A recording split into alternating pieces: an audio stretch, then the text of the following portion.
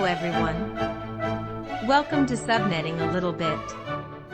In this installment, we present an example of traditional subnetting based on the number of subnets.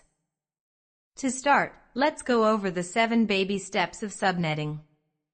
1. Understand the requirements. 2. Identify and solve the relevant subnetting formula. 3. Use the solution to determine the subnet address map. 4. Use the address map to obtain the transition octet, interval, prefix length, subnet mask, and wildcard mask. 5. Identify all network addresses. 6. Determine all broadcast addresses. And finally, find the first and last usable host address in each subnet. The most important step is to understand the requirements. Are we being asked to use VLSM or traditional subnetting? VLSM is always based on the number of hosts, whereas traditional subnetting, depending on the requirements, could be based on the number of hosts or based on the number of subnets. With traditional subnetting, every subnet will have the same number of hosts, and as a consequence, the same subnet address map, which in turn leads to every subnet having the same subnet mask, wildcard mask, interval, and transition octet. If asked to use VLSM and this topology is given, we would use the total usable addresses formula, or a power of 2 table, to determine the subnet address map for each subnet. If needed, we would also determine the subnet address map for the serial link, which only requires 2 usable addresses. If a topology is not provided, the size of each subnet would be specified in the requirements. If the requirements say to use traditional subnetting based on the number of hosts per subnet, and a topology is provided, use the number of hosts shown in the largest network. In this topology you would use 1,500 hosts per subnet. Then use the total usable addresses formula to determine the subnet address map. If a topology is not provided, the number of hosts per subnet would be specified in the requirements. If the requirements say to use traditional subnetting based on the number of subnets, and a topology is provided, count the number of subnets in the topology. Then use the total subnets formula to determine the subnet address map. With this topology, depending on the requirements, it could be 4 subnets, or it could be 5 subnets. If a topology is not provided, the number of subnets would be specified in the requirements. Let's look at our traditional subnetting example. It is based on the number of subnets. Use traditional subnetting to subnet the address 192.168.1.0/24 based on the number of subnets. We need a total of 14 subnets. Then we'll specify the address ranges for the first 4 subnets. Step 1 is to understand the requirements. Focus on the type of subnetting, traditional, and based on the number of subnets. 14 subnets in this case. Step 2 is to identify and solve the relevant subnetting formula. We would use the total subnets formula, 2 to the s, when subnetting based on the number of subnets, and then solve for s, where s is the number of subnet bits needed in the address map. Alternatively, we use the total usable host addresses formula, 2 to the h minus 2, when subnetting based on the number of hosts per subnet, and solve for h. In this case, h is the number of host bits needed in the address map. We subtract 2 because neither the network nor the broadcast addresses are assignable. In this example, the requirements say 14 subnets. So we are subnetting based on the number of subnets. This means we will use the total number of subnets formula, 2 to the s.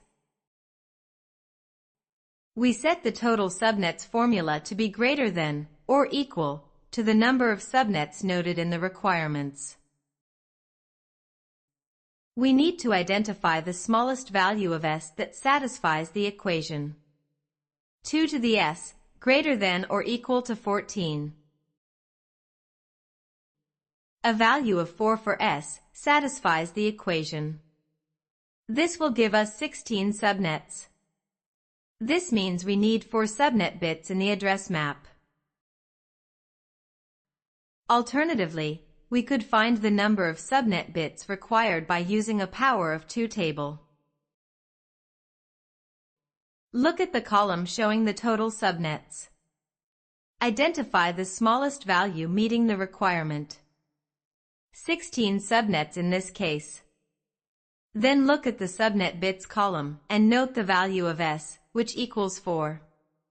This confirms we need 4 subnet bits in the address map.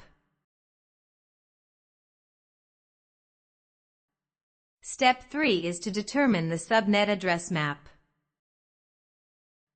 Since the native class of the given address is of the class C variety, we will need 3 uppercase n's in the address map.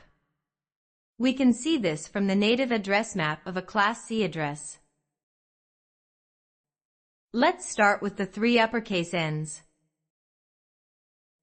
We determined s was 4 in the previous step. So we add 4 subnet bits. And then add enough host bits to account for 32 bits, so add 4 host bits.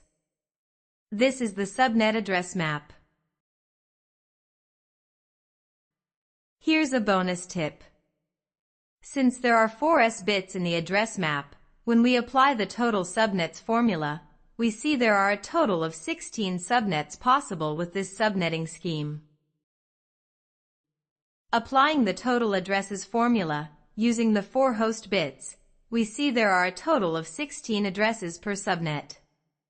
And finally, applying the total usable formula, we see there are 14 usable addresses per subnet after subtracting 2. In step 4, we use the subnet address map to determine the transition octet, interval, prefix length, subnet mask, and the wildcard mask. The transition octet is the octet where the rightmost subnet bit resides. Notice it is in octet 4. Therefore, octet 4 is the transition octet. The interval is the value of the rightmost subnet bit in the transition octet. By placing the transition octet in a binary place value table, we can see the value of the rightmost subnet bit is 16. This is the interval, 16. The prefix length is represented by the total number of network bits. The address map shows 24 bits in the first 3 octets, and 4 subnet bits in octet 4. This gives us a total of 28 network bits, so the prefix length is /28. The subnet mask helps us identify the network and host portions. For the subnet mask, set the network bits to 1 and set the host bits to 0. This gives a subnet mask of 255.255.255.240. The wildcard mask is the inverse of the subnet mask. Set the network bits to 0 and set the host bits to 1. This gives a wildcard mask of 0.0.0.15. This table summarizes the parameters we determined in step 4. In step 5, we determine the network addresses for the first 4 subnets as noted in the requirements. We will use this table to facilitate the process. Let's populate the table with the classful octets as they will not change. For the first network address, use the original address provided in the requirements. And then apply the prefix length determined in the previous step. This gives 192.168.1.0/28. To get subsequent subnet addresses, add the interval to the transition octet. If there are any remaining octets, set them to 0. But in this case, the transition octet is the 4th octet, so there will be no remaining octets. Now that we have the first subnet, add the interval of 16 to the transition octet. This gives 16 in the 4th octet of subnet 2. Then apply the prefix of /28. Once again, add the interval 16 to the transition octet. This gives 32 in the 4th octet of subnet 3. Then apply the prefix of /28. Repeat the process. Add the interval 16 to the transition octet. This gives 48 in the 4th octet of subnet 4. Then apply the prefix of /28. These are the network addresses for the first 4 subnets. In step 6, we determine the broadcast addresses. A few options are available. Some of them are listed here. Feel free to pause the video to review these. To get the broadcast for subnet 1, subtract 1 from the transition octet of subnet 2. This gives 15 in the transition octet. To get the broadcast for subnet 2, subtract 1 from the transition octet of subnet 3. This gives 31 in the transition octet. To get the broadcast for subnet 3, subtract 1 from the transition octet of subnet 4. This gives 47 in the transition octet. For the last broadcast address, we'll show 2 quick methods. For method 1, add the interval -1 to the transition octet of the network address. The interval is 16, subtracting 1 gives 15. So adding 15 to 48 gives 63 in octet 4. This is the broadcast address. By the way, if there were any remaining octets, we would set them to 255. In method 2, we add the wildcard mask to the network address. Add the wildcard mask of 0.0.0.15 to the network address of 192.168.1.48. Once again, this gives .63 in the transition octet of the broadcast address. These are the broadcast addresses. In step 7, we determine the first and last usable host address of every subnet. To determine the first usable, simply add 1 to the 4th octet of the network address. For subnet 1, adding 1 to 0 gives .1 in octet 4. For subnet 2, add 1 to 16 to get .17 in the 4th octet. For subnet 3, add 1 to 32 to get .33 in the last octet. And finally, for subnet 4, adding 1 to 48 gives .49 in octet 4. The highlighted addresses represent the first assignable address of each subnet. For the last usable host address, subtract 1 from the 4th octet of the broadcast. For subnet 1, 15 minus 1 gives .14. For subnet 2, 31 minus 1 gives .30. For subnet 3, 47 minus 1 gives .46. And finally, for subnet 4, 63 minus 1 gives .62. The highlighted addresses represent the last usable address of each subnet. We are all done. These are the first 4 subnets. Notice how the addresses run sequentially in increasing order. This table summarizes the process of obtaining the noted parameters. Before calling it a day, let's take an important look at understanding what is happening at the bit level. Notice the binary values of the transition octet. All the network bits are identical for a given network, as expected, including the subnet bits. Pay special attention to the subnet bits, also called the borrowed bits. Let's add a column and call it the VoSB. This is the value of subnet bits. Notice the value of the subnet bits in isolation. They start at 0 and are increased by 1 for every subsequent subnet up to 3. In addition, notice the relationship between the nth subnet and the VoSB. The VoSB is always 1 less than the nth subnet. 1 minus 1 is 0.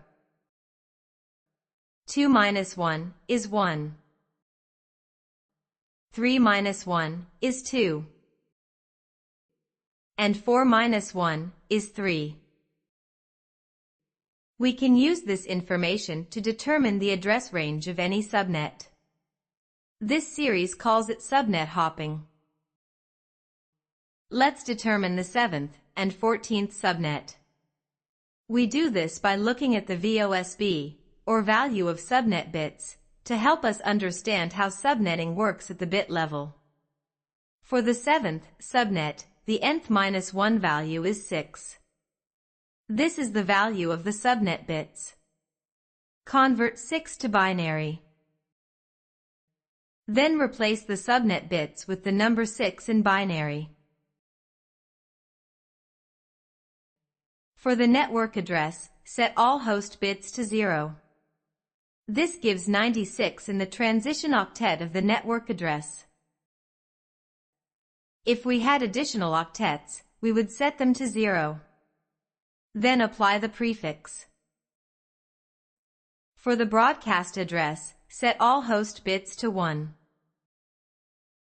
This gives 111 in the transition octet.